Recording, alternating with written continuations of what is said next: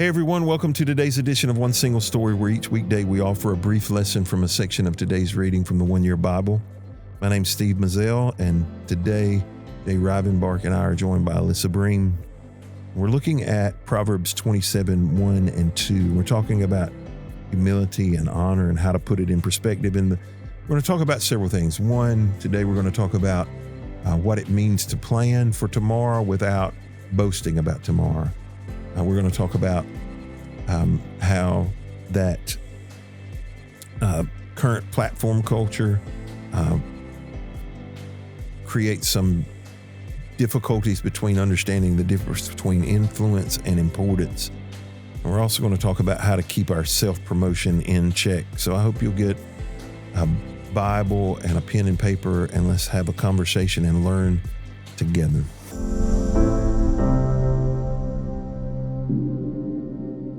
We're looking at the Proverbs today, and I don't know for sure, but this is one of the only Proverbs we've done all year, because usually in the daily reading, it's only a verse or two, and sometimes it's hard to create a 20-minute podcast off a verse or two. But the Proverbs are one of my favorite books of the Bible. I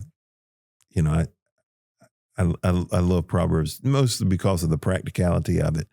I don't know that you can get to heaven off of Proverbs, but you can certainly transform your life off of Proverbs. You live a better life here. Yeah, off of Proverbs. And so the verses are verses 1 and 2 of Proverbs 27, and I'm reading in the NIV, which is what I happen to have in my lap. He says, "Do not boast about tomorrow, for you do not know what a day may bring. Let someone else praise you and not your own mouth, an outsider and not your own lips." So he's warning about this presumption and self-promotion, and how fragile our legacy is, our life is, and how we can become arrogant about tomorrow and ignore the sovereignty of God. And so I'm just curious, what pieces of, it's only 2 verses here, but what jumps off the page to you, Alyssa? Which pieces?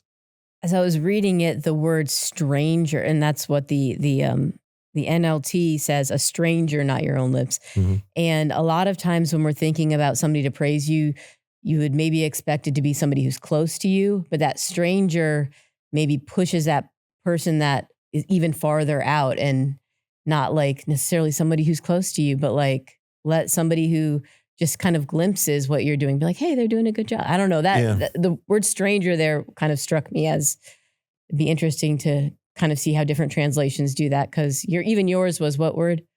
This one says, let someone else. It doesn't say stranger, let someone else. What about you, Jay? It would have been the first verse, don't brag about tomorrow. And that he did say don't plan and put some thought and effort, but don't be presumptuous. I think you used the term arrogant, and how that line between planning and presumption can get blurred sometimes. There are lots of verses about being careful about counting your days, thinking you know what tomorrow's going to happen. James speaks of it. James, the brother of Jesus, he says, you don't even know what's going to happen tomorrow, so don't, get too caught up in it. But we spend a lot of time thinking about tomorrow, right? We this is humorous to a certain degree, but recently had an exit interview with one of our employees, and they were older than I am, and they know who I'm talking about. Anyway, it's so vague. Yeah, they know I'm talking about them. But I start asking some questions about Social Security. I know that's hilarious to think about, but I knew she would have some experience that I didn't have. And, so we know as a woman. Yes, there you go. I don't think anybody's, unless you are completely ignorant, don't know who I'm talking about. But anyway, it was an interesting conversation, but those things are on my mind at this point in my life. I'm 58. Those days are closing in quickly. And I think it consumes a lot of our energy. It's not like I think about it every day, but I do wonder what tomorrow holds. How long am I going to live? How, I, I, I mentioned in the last podcast, my granddaughter, and she stays with us on Monday. So yesterday I'm sitting in the swing with her, and I wondered, will I be able to sit in this swing with her 20 years from now when she's an adult? Will I see her get married? Will I see her have kids? Because I think we all want to see tomorrow, right? But it's what does faithful planning that still honors Proverbs 27:1? How do you plan for those days, the 20 years down the road, the retirement, the old age, but still honor, this concept of that we don't boast about tomorrow because we don't know what a day may bring? You just make whatever plans, and then you say, Lord willing, if the creek don't rise, and you're covered. That solves everything. It solves everything. What is the creek don't rise part of it? Because if the creek rises, then you can't go do your plans. Oh, okay. And it's going to wash you away. If you live on the wrong side of the creek. Yeah. And even when I lived in the north, you say it with a little bit of a southern accent. That means you didn't plan well and build on the high side. You should have been on the high side of the creek. Along with what Jay said earlier, like the brag word there is like, it doesn't say don't plan tomorrow. That's right. Like that would be foolishness. We see, and that this is a great example of why you cannot just take one proverb or one verse out and just make a whole religion about one single verse. You have to take the Bible as a whole. One single story. One single story. You're right. And so we see plans, about the people who have saved grain and like planned, and we see Joseph who does that in a real life story and all of those. So I think it's really just about keeping that humility with and that reference that like the Lord is in control and yielding your plans to him. And maybe that's a daily part of your prayer. Lord, I'm going to make plans today. Let these plans honor you and be according to your will or something like that. Mm-hmm. I think we can just remember that, and hopefully we're not bragging about anything anyway. Yeah, because our well-laid plans, and let's say they work out the way we hope they did, it's easy to get to a tipping point where all of a sudden planning and even work and effort gets to the point where it turns into pride and arrogance, and your reliance on God diminishes, and you look at who you are and what you've done, what you've accomplished, which would be foolish. And I think another part of this is when he says, don't brag about tomorrow. My wife is really good about reminding me things like, it's okay to plan, it's okay to save and invest and those things.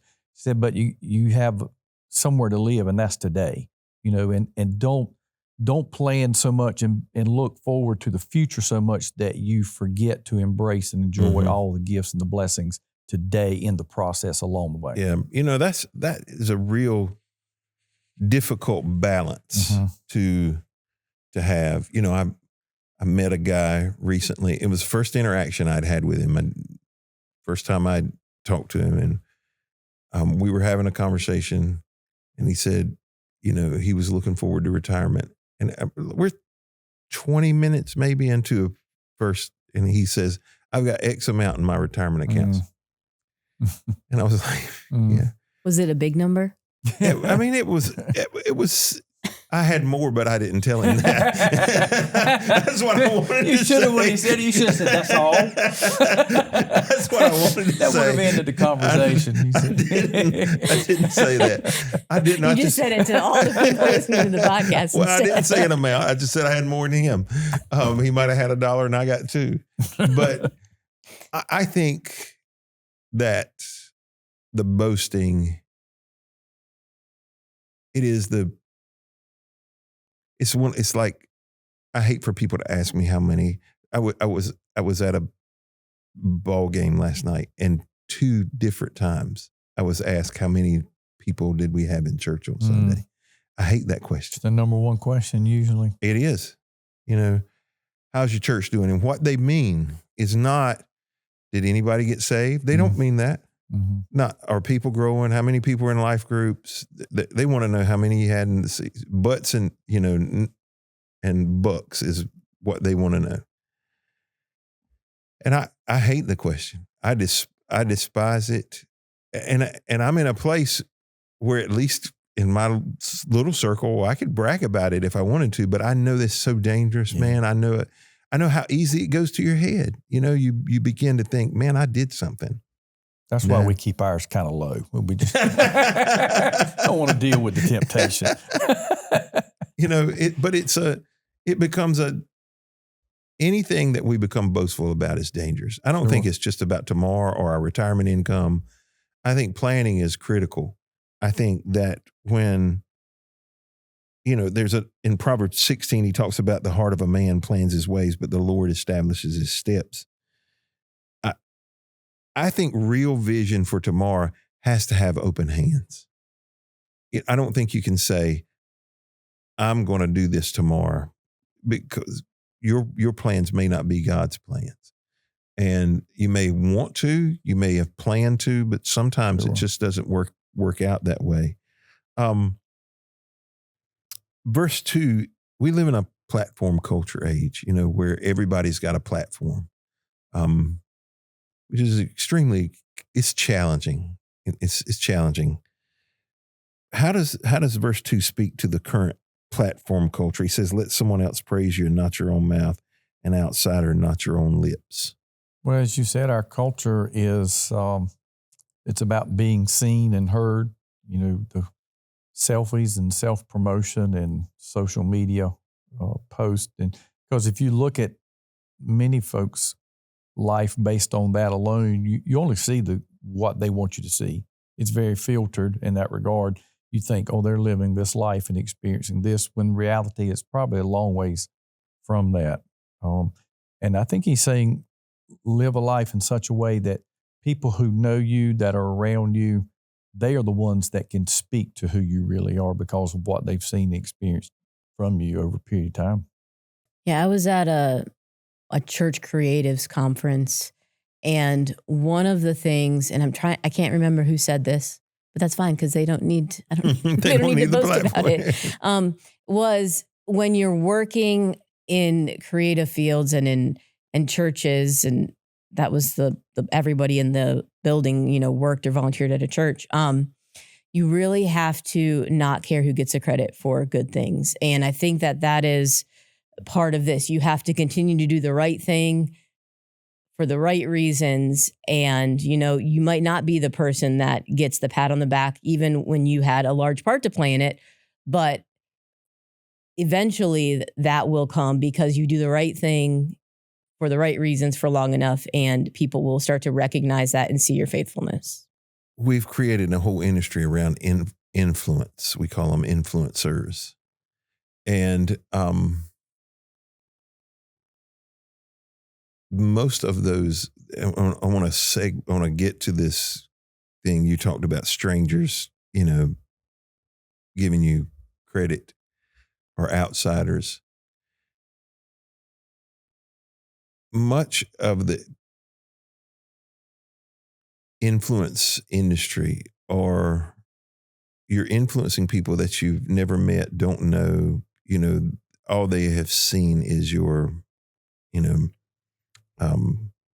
whatever content it is that you're putting out. And everybody's got a little stick, that they follow. And I saw there's a couple I follow. They're from Myrtle Beach. Mostly they're into renting out houses and trailer parks. They've got multiple trailer parks, and they review food. The food thing is what caught my attention, but it's been interesting to watch them. And there was a post from this past Sunday that dates when we recorded this, but the Cowboys played the Panthers, and they were in a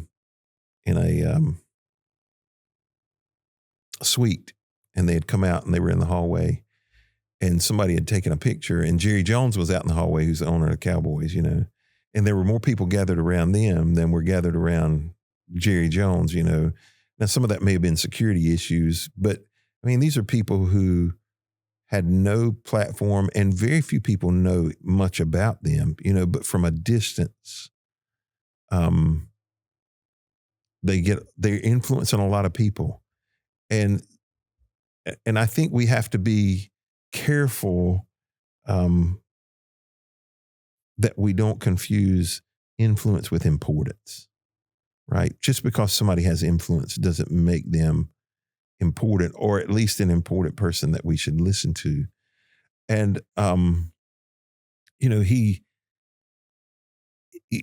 to go to that word there, I think you said uses stranger in NLT, or it says someone else here. What do you think that means?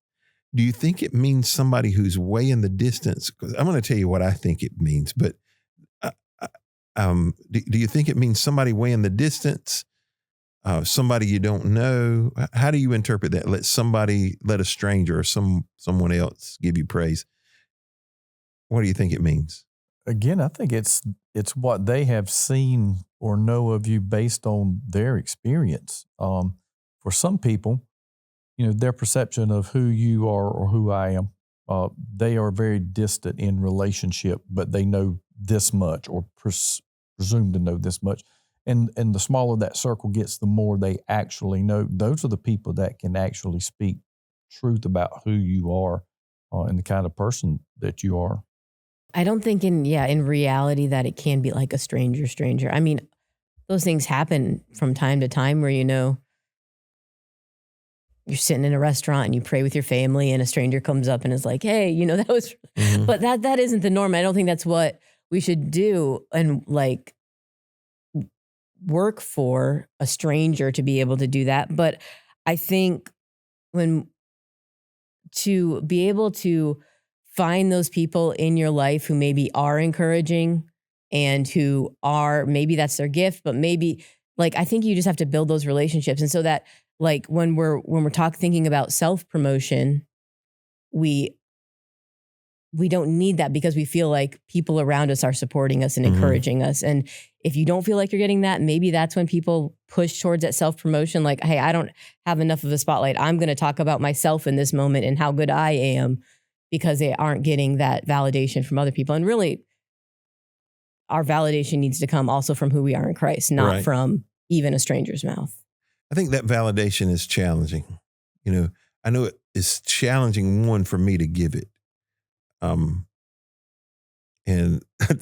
I sent somebody an encouraging text a few weeks back, and they said, I just want you to know I screenshotted this so I can say it. I laughed because it was semi-funny and semi-offensive. But no, I laughed because it was humorous. I think, when I think about this, one, I think self-promotion is dangerous. If you've got I hear people say things like, it's what's the old saying about it's a poor frog that don't brag on his own pond or something. Have you ever heard that? Maybe something of that nature. I don't even know if I'll look it up, and it'll be too late when I get off the air when we're done here. But it's something to that effect. But I think social media becomes an echo chamber sometimes, right? We only see the people that think like us, act like us, talk like us. And so they reinforce. But I'll give you a personal example.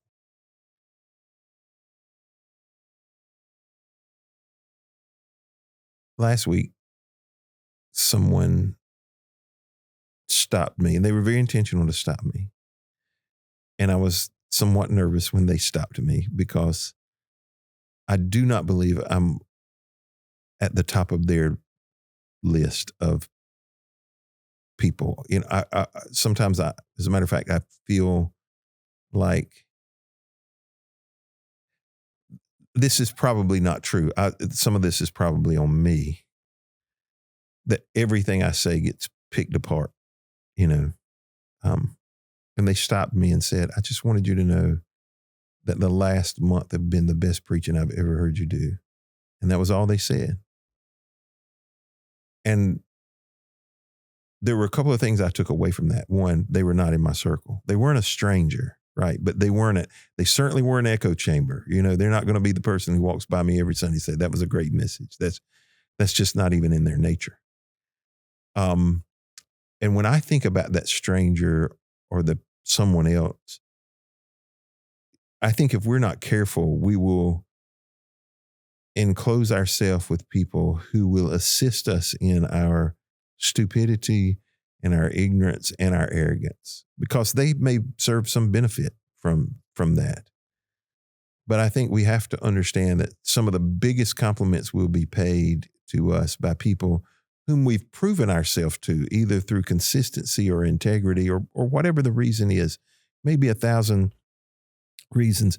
I think the danger that we have is that we fall into the trap of this echo chamber. That's what I call social media anyway. It becomes an echo chamber where you only hear the same thing. Whatever you're saying, somebody else is parroting back to you. And I think it is when the person who is not a parrot in your circle or outside of your circle maybe speaks up and says, hey, I see the good in you. I appreciate what you're doing. I think that has some significant value in our lives, because I think anytime we brag on ourselves, is somewhat hollow anyway. And I think we have to be. I think true honor comes from other people, not when we honor ourselves. And when I hear people brag on themselves, it makes me not want to compliment them. Oh, yeah, 100%. Yeah. And so if you ask me to brag on you, right. how that works, right? I struggle. I'm like, yeah, no, I know you need it, but I ain't giving it to you. Right. And that's happened where it just creates a lot of bad things. So just read the Proverbs and follow them. I've read your face. I've been in a room with you where they stood up and gave the same person a standing ovation 5 times in the same day. And I could see you were like, I already done this 3 times. I ain't doing this again. Yeah, we all know who he is. He's a good guy. Yeah, go ahead, speak. Yeah, so I understand. I just think the lessons we've got to learn is that tomorrow really belongs to God, and honor belongs to others. We shouldn't be trying to honor ourselves. Thank you for joining us again today on this edition of One Single Story. I just want to remind you to live faithfully today, humbly tomorrow, and let your reputation be the echo of obedience, not the advertisement of ambition. And we'll all be better for it. Hope you'll join us again tomorrow as we continue our examination of the 1 Year Bible.